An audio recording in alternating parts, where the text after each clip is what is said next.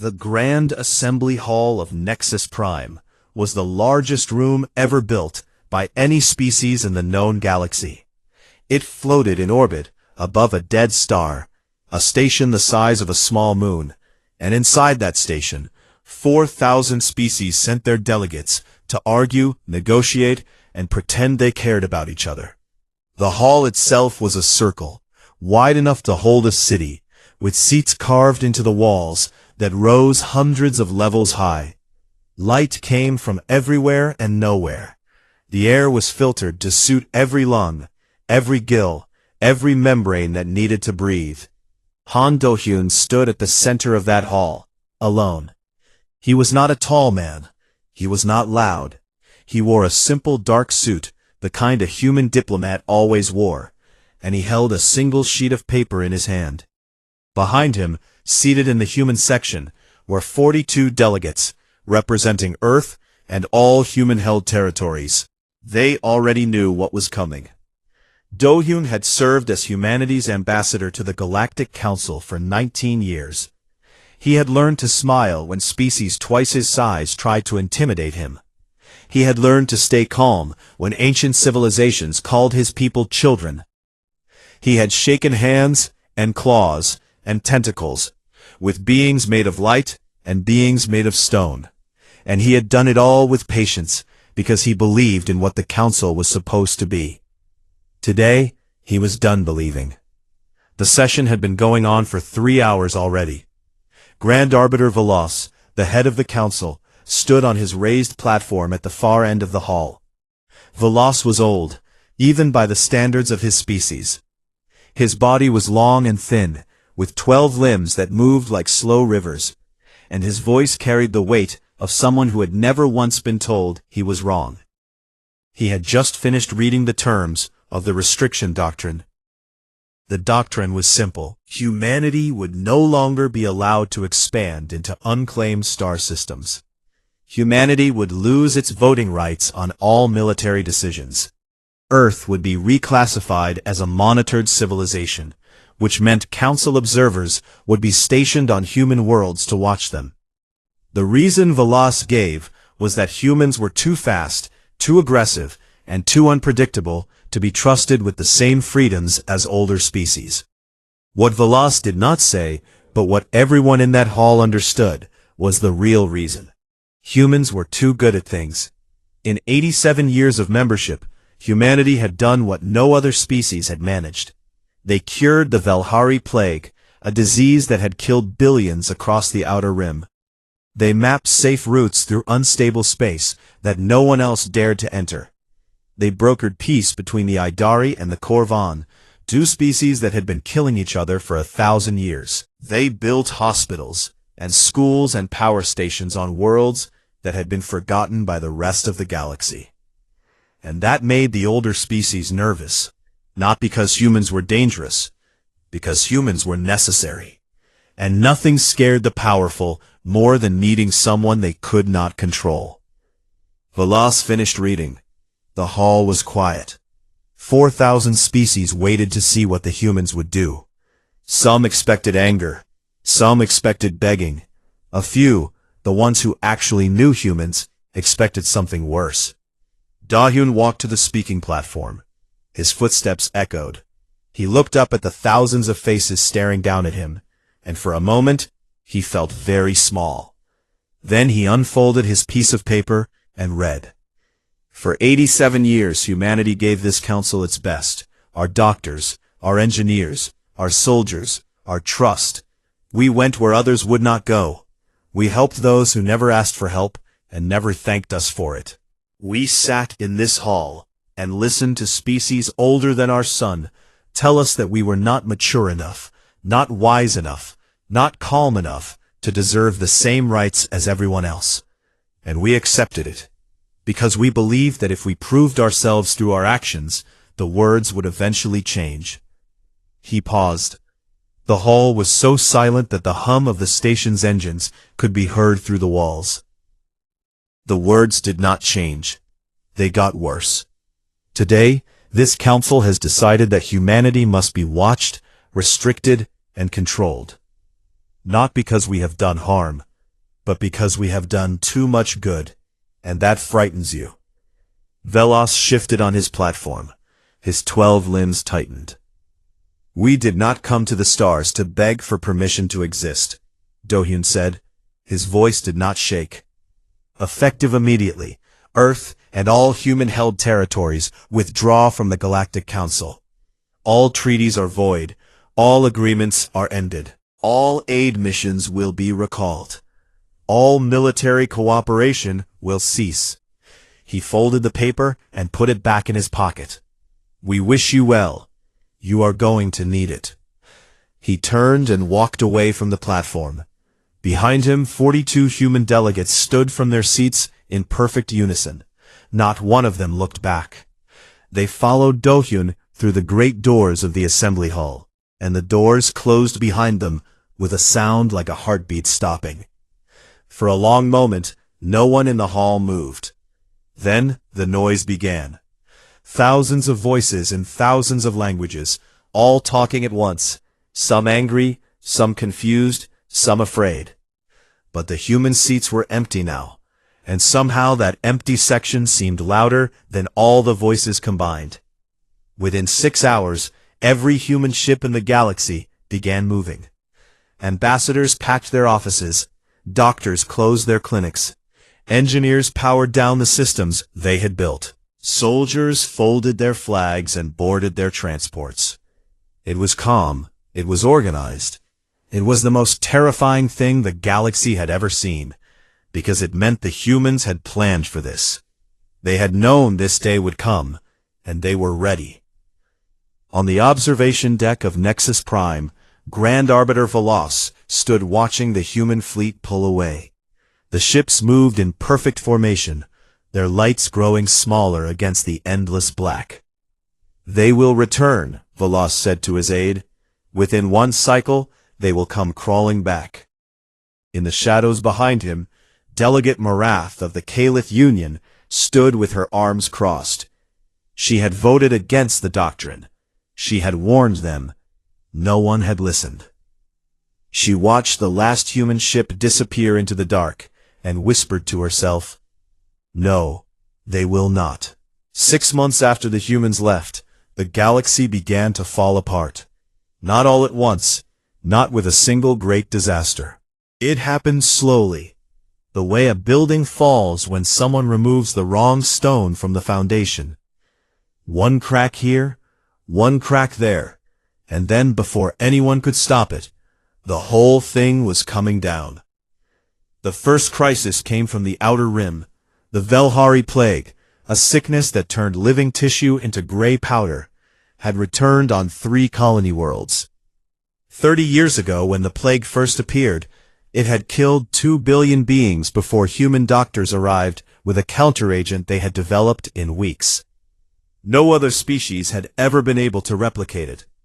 The formula was complex, built on medical science that humans had created by mixing biology, chemistry, and a kind of creative thinking that alien minds simply could not copy. The human doctors had stayed on those worlds for years, running clinics, training local medics, and making sure the plague never came back. And the plague was not. The Council sent its own medical teams. They arrived with equipment that was 3 generations behind what the humans had used. They studied the plague samples and tried to build a new counteragent. They failed. They tried again. They failed again. Within 2 months, the death count on the 3 worlds reached 800,000 and was climbing fast.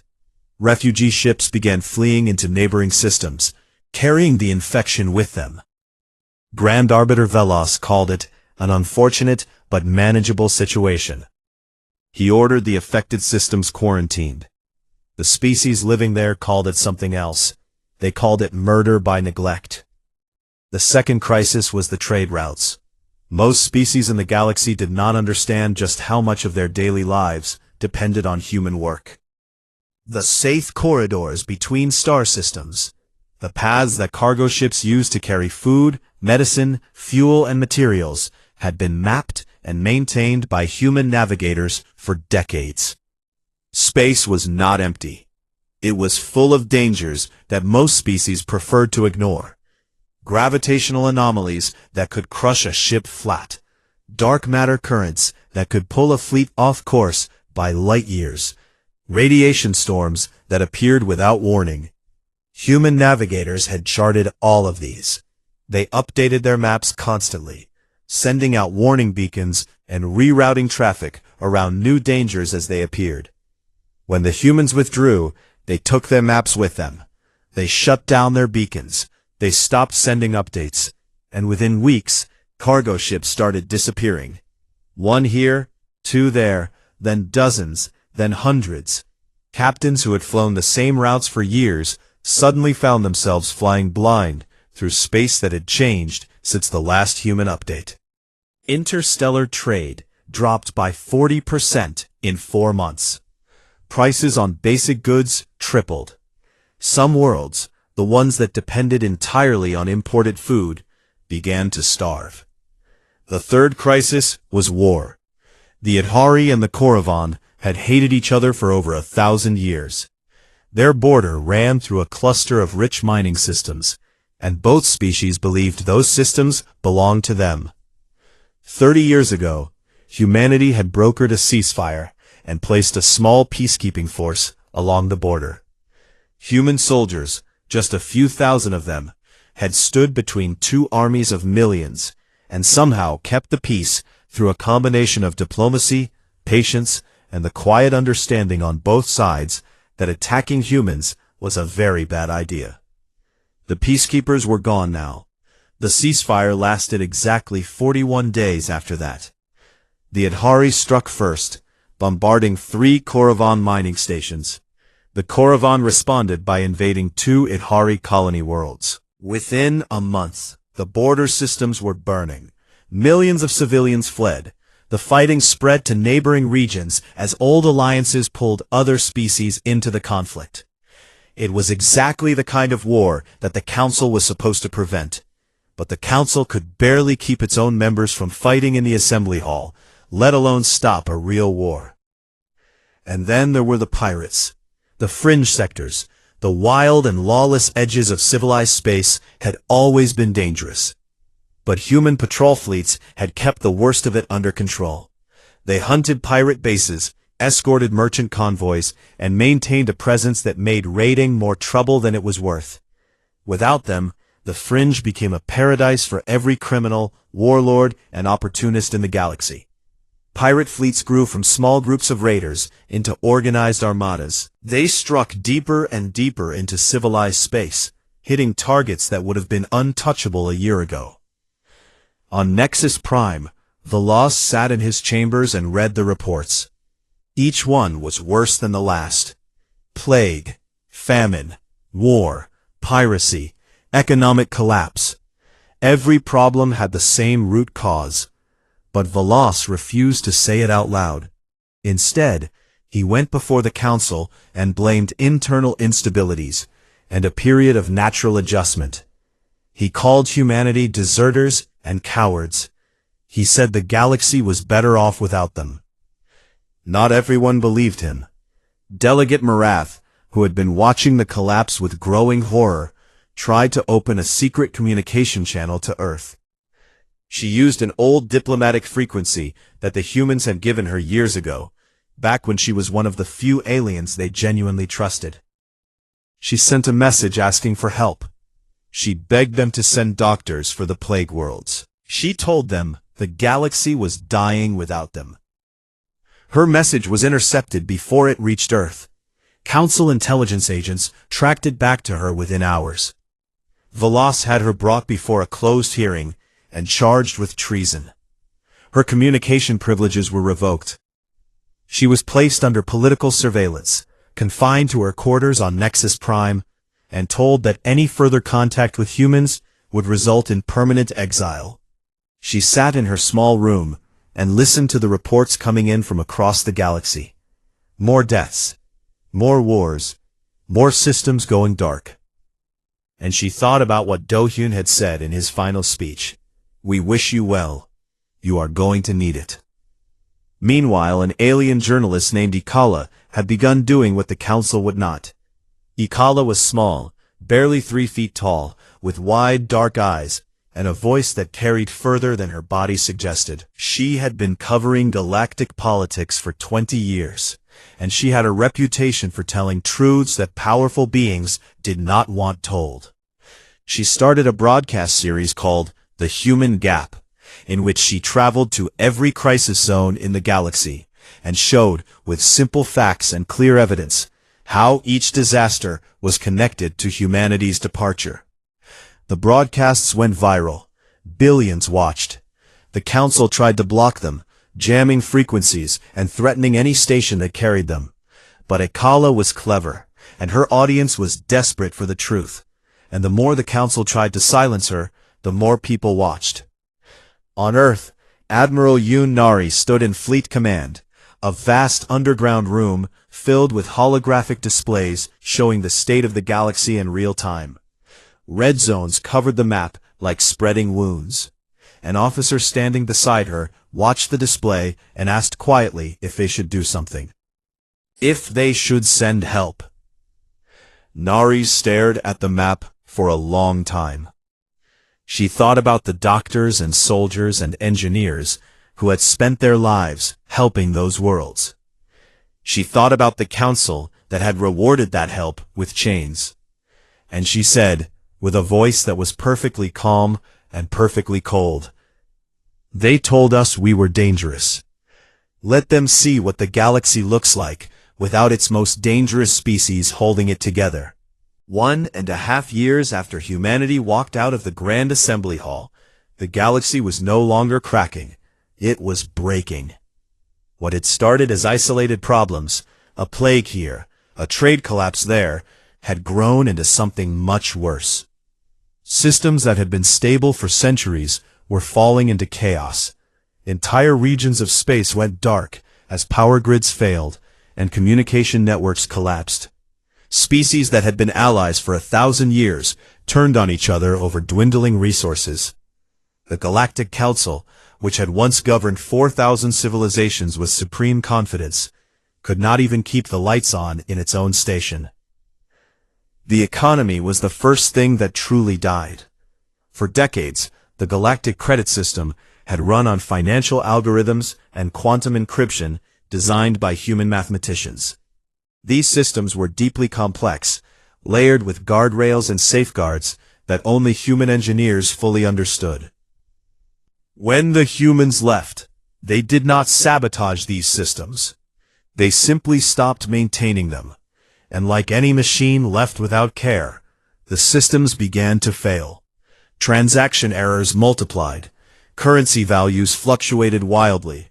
Banks on dozens of worlds collapsed overnight. Species that had been wealthy for generations suddenly found their savings worth nothing. Riots broke out. Governments fell.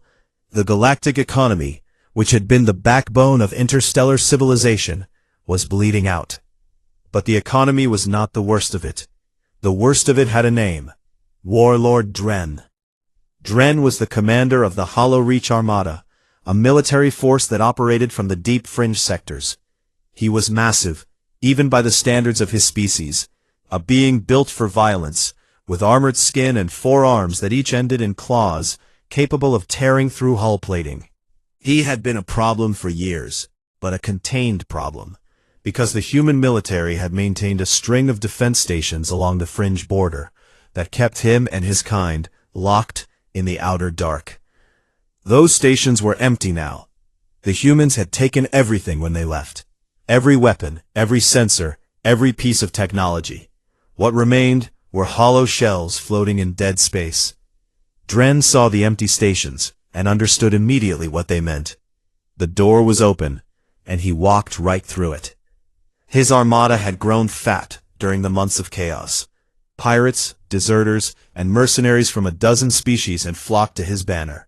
He had thousands of ships now, crewed by beings who had nothing to lose and everything to gain. He launched his invasion, not with subtlety, but with overwhelming force, driving straight into the inner territories of the galaxy like a blade into soft flesh. The council fleets that tried to stop him were swept aside. These were peacetime navies, built for patrol and ceremony. not for real war. They had relied on humans for serious military operations for so long that they had forgotten how to fight on their own. Dren's forces tore through them. 3 council species surrendered within weeks. Dren took their worlds, their resources, and their people, and he kept moving inward. Grand Arbiter Veloz had no choice. He called an emergency summit, the first in over 200 years. Every remaining council member was ordered to attend. The assembly hall, which had been half empty for months as species quietly withdrew or simply stopped showing up, was suddenly full again. But the mood was nothing like the old days of confident debate. The delegates were afraid. They could hear Dren's armada getting closer with every passing day. Veloz stood on his platform and presented his plan. He called it the Reclamation Protocol. It was simple and desperate. The council would assemble its remaining military forces and launch an expedition to human space. They would surround Earth and demand that humanity return to the council and resume its duties. If the humans refused, the fleet would blockade their worlds until they agreed. The hall was quiet for a long moment after Veloz finished speaking. Then Moraf stood up. She had been released from house arrest only because the summit required all delegates to attend. She was thinner than before. The months of confinement had taken a toll on her body. But her voice was as strong as ever when she spoke. "You drove them away," she said, and the hall fell silent. "You called them dangerous. You called them volatile. You tried to put a leash on the only species in this galaxy that ever helped without asking for something in return. And now, because your pride has brought us all to the edge of death, your solution is to threaten them with guns." She looked directly at Veloz. "You are a fool, Arbiter, and if you send a fleet to Earth, you will not get humanity back. You will get a war you cannot win, and this galaxy will have nothing left." Veloz stared at her with cold, ancient eyes.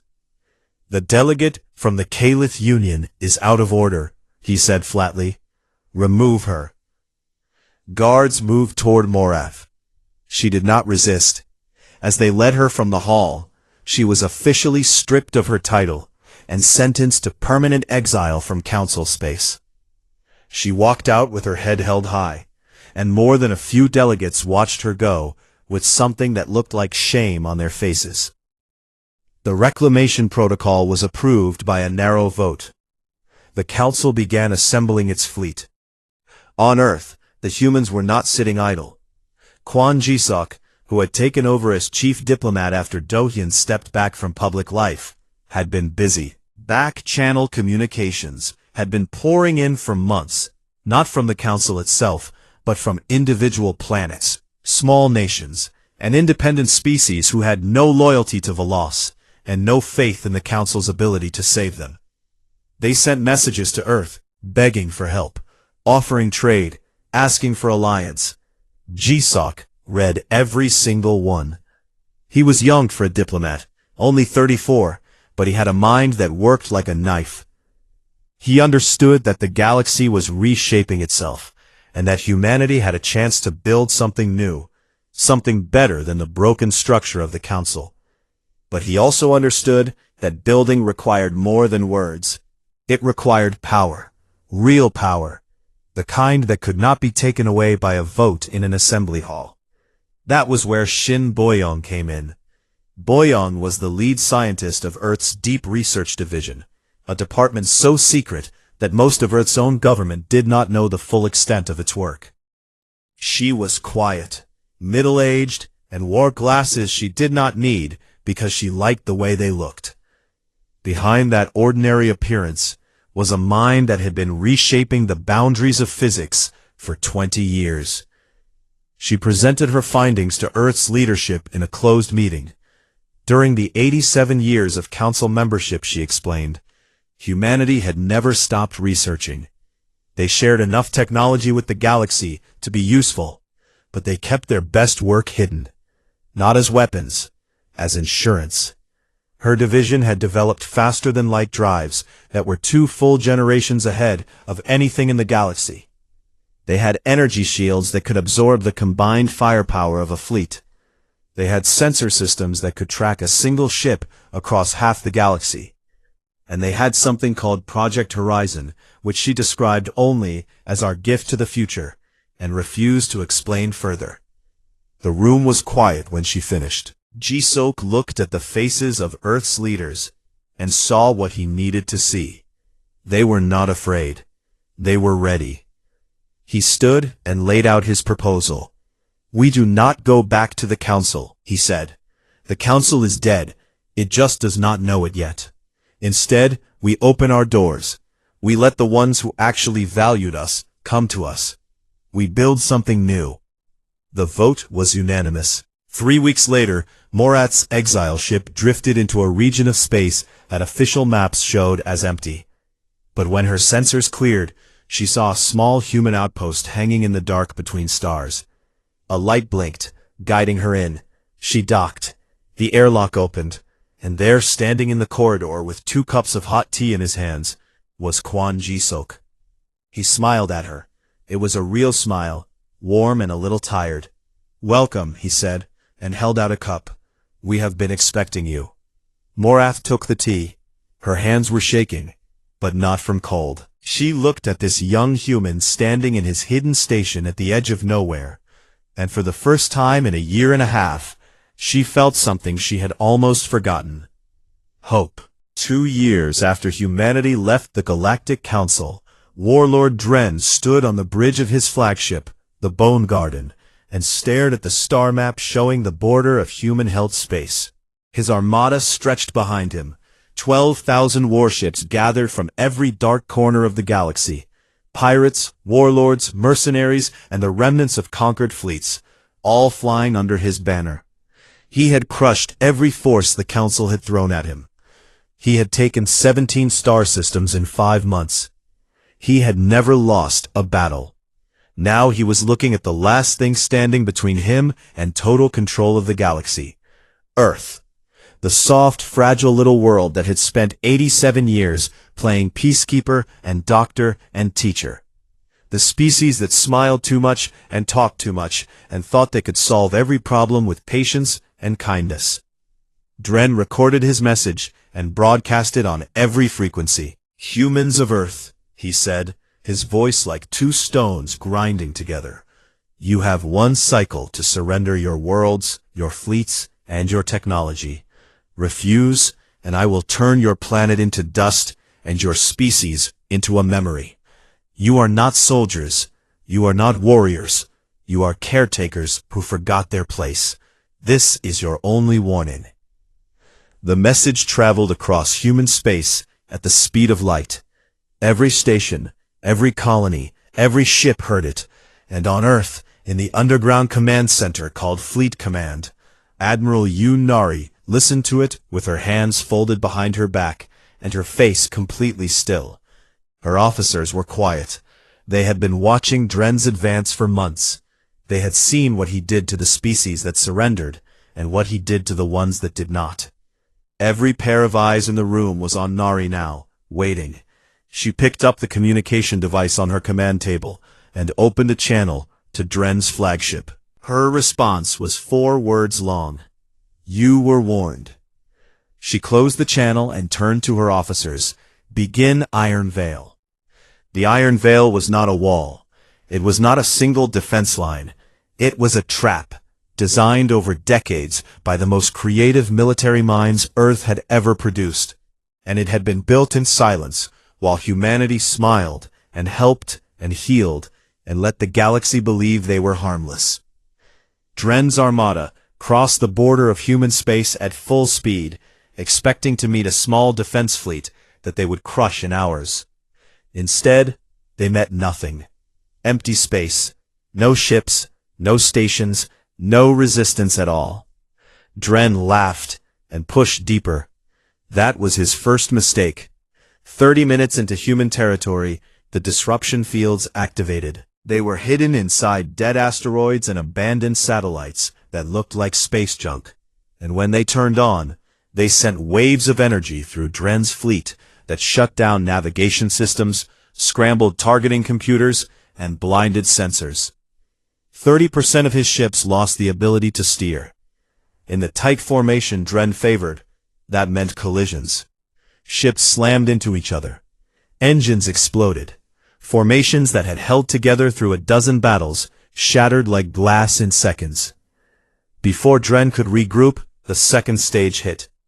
From inside the asteroid fields on both sides of his fleet, thousands of small ships launched. They were not crewed. They were ghost drones, unmanned fighters controlled by human artificial intelligence systems so advanced that they could make tactical decisions faster than any living pilot. The drones swarmed into the confused armada like insects into a wounded animal. They were small and fast and impossible to target, and they did not fight the way Dren expected. They did not aim for reactors, or bridges, or crew quarters. They aimed for engines and weapons.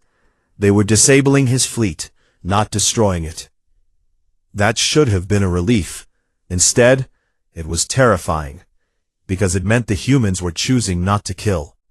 They had the power to destroy his entire armada, and they were deliberately holding back. It was a message, and every captain in Dren's fleet understood it.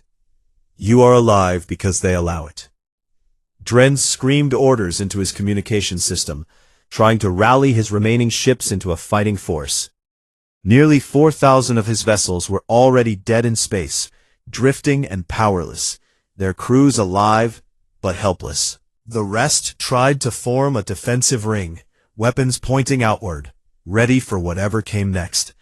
What came next was the human fleet.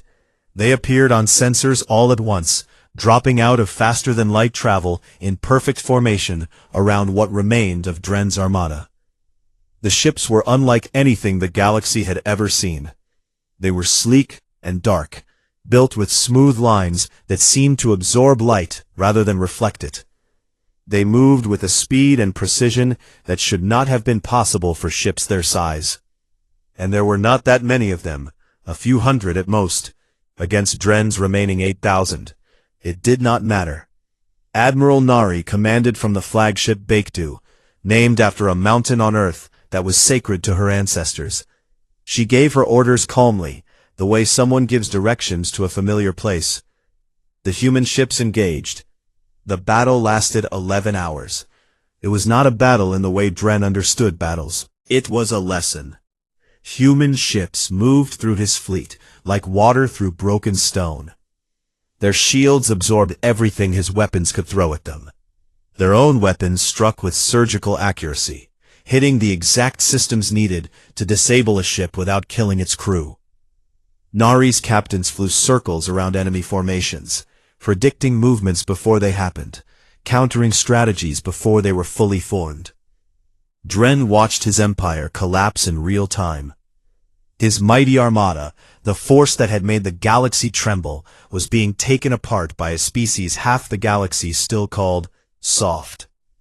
When the last count was done, Dren had lost 9,400 ships, disabled, not destroyed.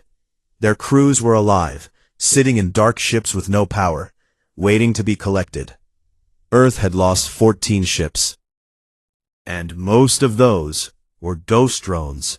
A boarding team from the Baekdu cut through the hull of the Bone Garden and found Dren on his bridge, standing alone.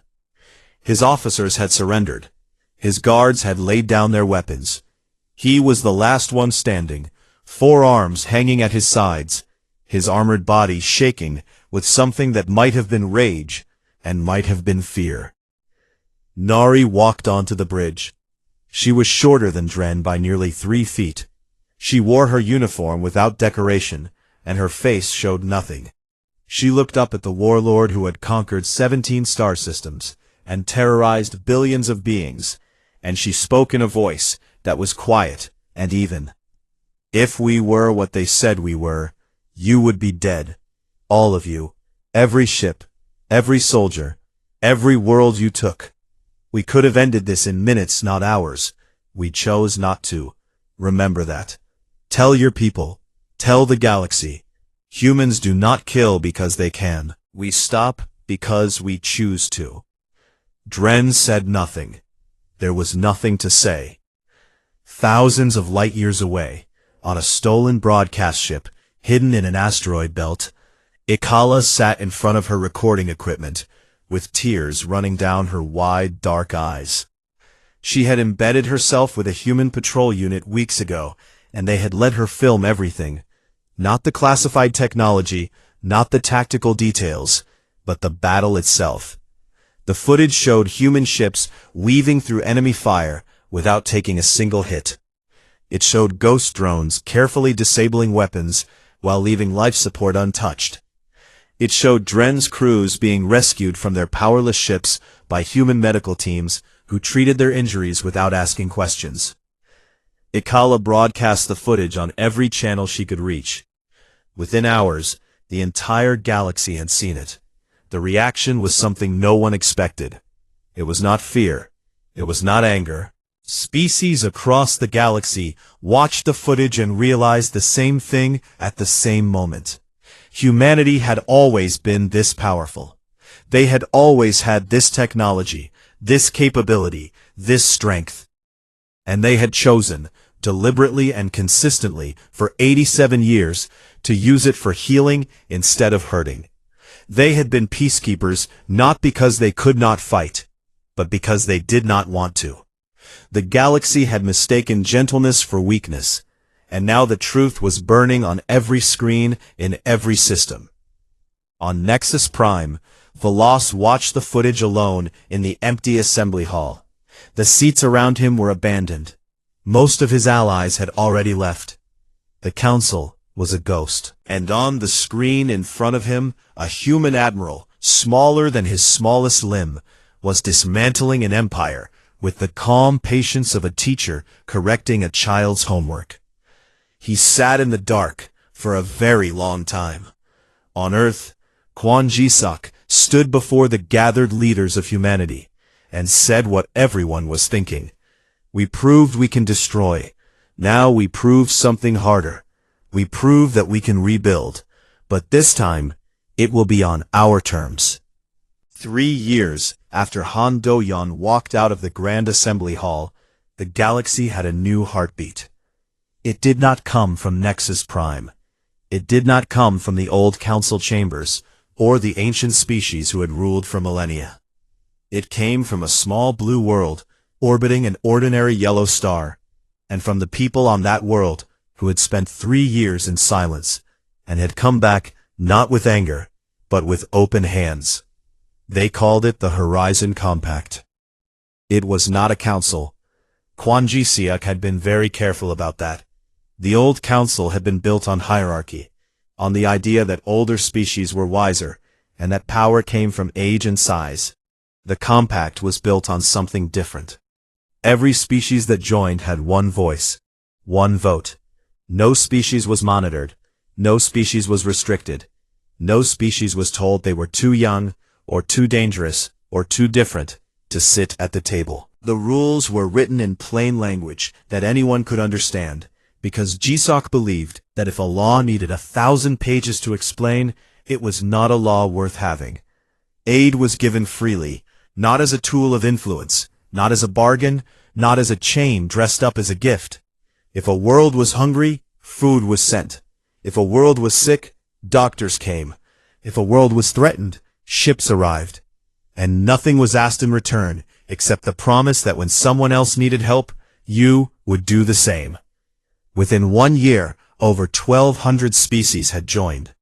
They came in waves, first the small nations and independent worlds that had been forgotten by the old council, then the mid-sized powers that had been watching and waiting, and finally, one by one, even some of the old council members who had voted for the restriction doctrine and were now too ashamed to admit it, but too desperate to say away.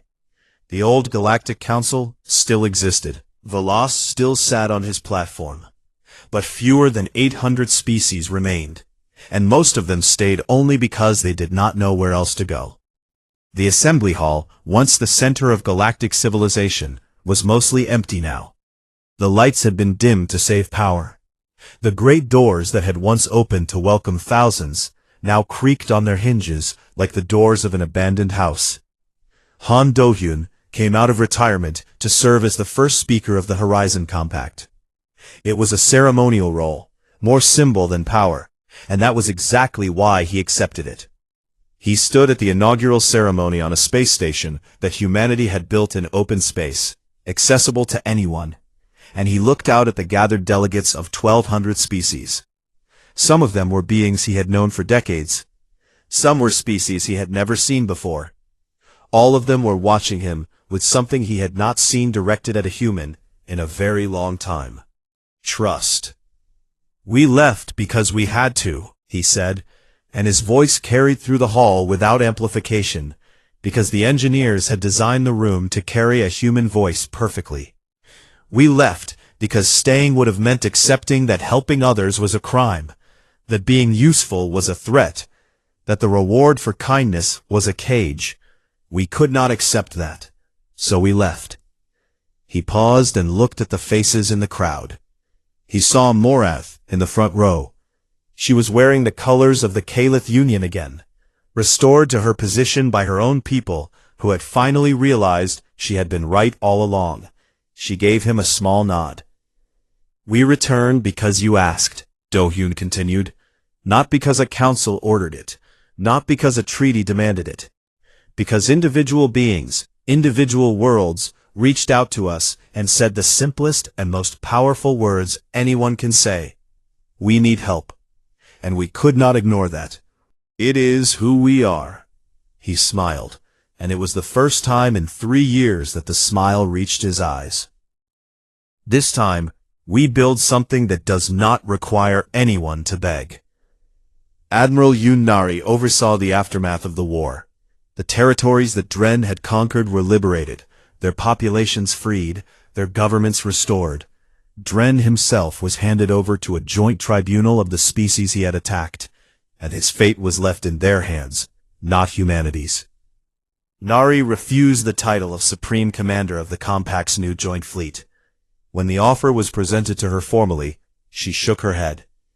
"If this is truly equal," she said, "then it cannot always be a human at the top. Find someone else. Someone who is not human. Let them lead. Let the galaxy see that this is not our empire. It is everyone's." They appointed a Caliph officer instead, one of Morath's people, a quiet and competent commander who had spent years studying human military tactics, and who understood that the best use of a fleet was to never have to use it at all. Kwon Ji-suk and Morath became the two architects of the Compact's diplomatic framework.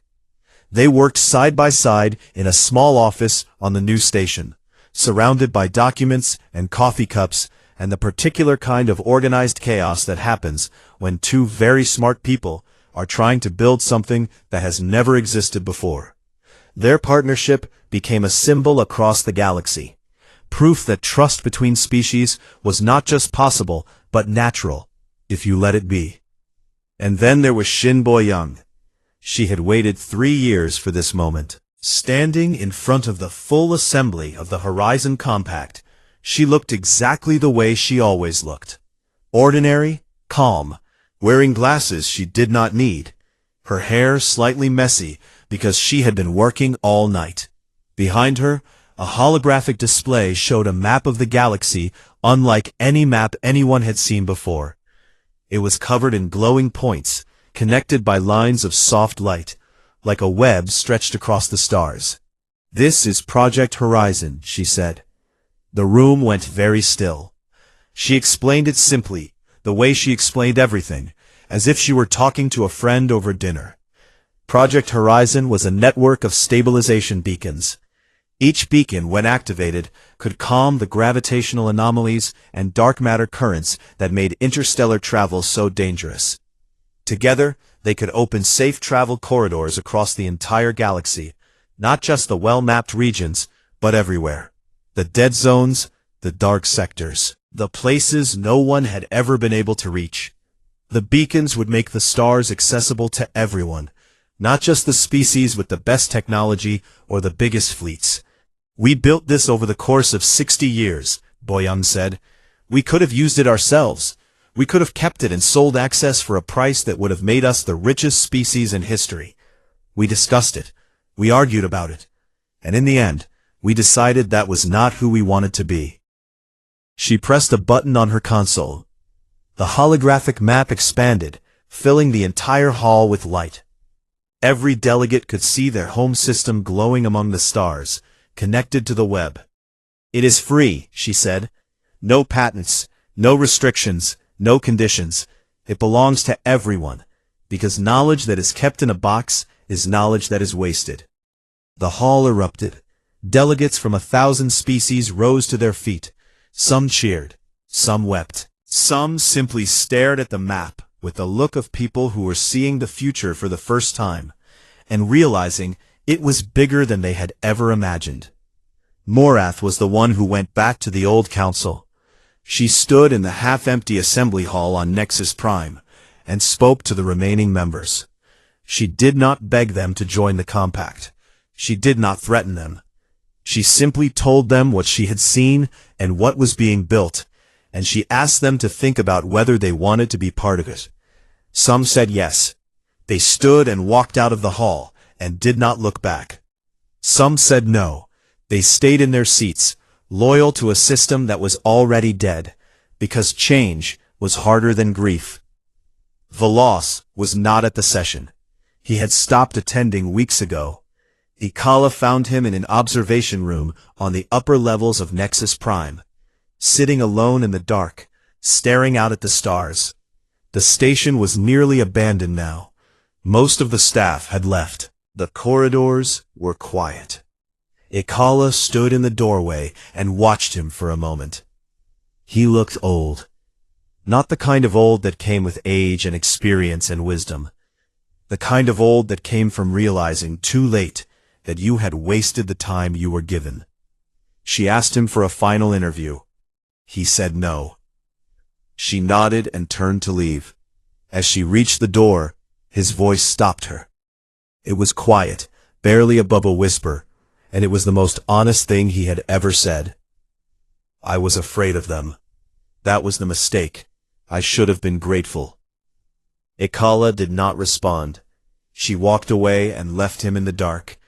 Her final broadcast was not about politics or war or economics. It was a montage, set to soft music, showing humans across the galaxy doing what humans had always done. Building a hospital on a world where the air was poison and the patients had 6 arms. Teaching a group of crystalline children how to play a game with a round ball on a grassy field. Laughing with beings made of light on a station orbiting a binary star. Sharing food with strangers. Telling stories. Holding hands with creatures whose hands looked nothing like their own. She titled the broadcast, "This is What You Almost Lost," and it was watched by more beings than any broadcast in galactic history. On a garden world that humanity had helped terraform years ago, a world where the sunsets painted the sky in 3 colors that no Earth sky had ever held. Han Do-hyun sat on a bench made of alien wood and watched the light change. He was retired now, properly this time, and he spent his days reading and walking and sitting in places like this. Places where the air smelled like something between rain and honey, and the wind made a sound like singing. A child sat down on the bench next to him. She was small, barely up to his knee, with silver skin and wide eyes that reflected the 3-colored sky. She was from a species that had nearly been wiped out by the Velhari plague. Human doctors had saved her people. She probably did not know that. She was too young. But she had seen the old human sitting alone and had decided, with the simple courage that only children have, to keep him company. She looked up at him and asked, "Why did you come back?" Do-hyun thought about the question for a long time. He thought about the assembly hall and the speech he had given. He thought about the empty years that followed, and the fires that burned across the galaxy, and the silence of a species holding its breath.